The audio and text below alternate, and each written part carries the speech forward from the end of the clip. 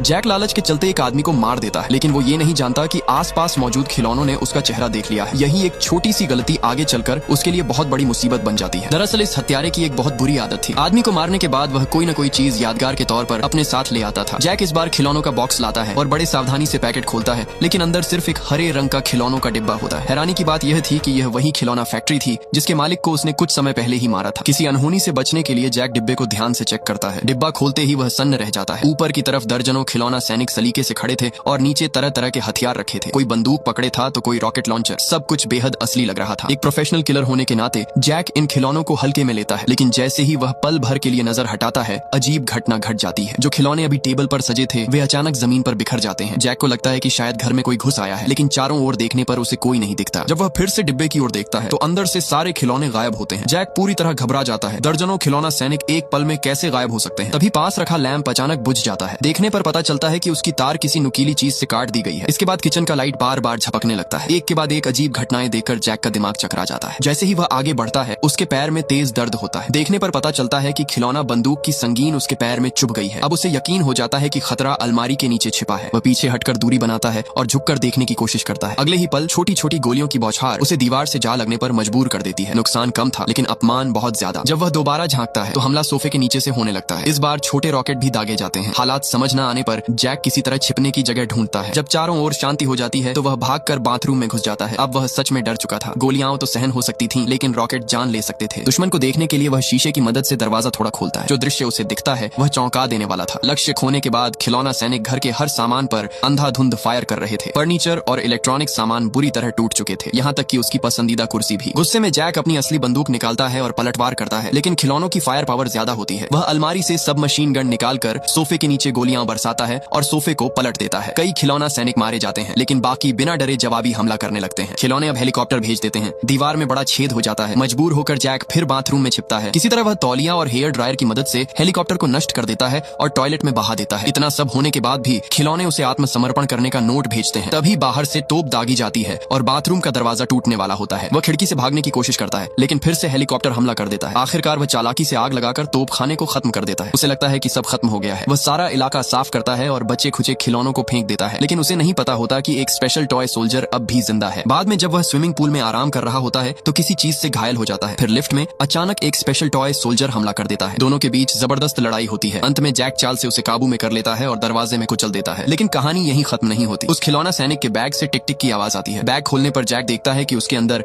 लाल बत्ती जलता हुआ एक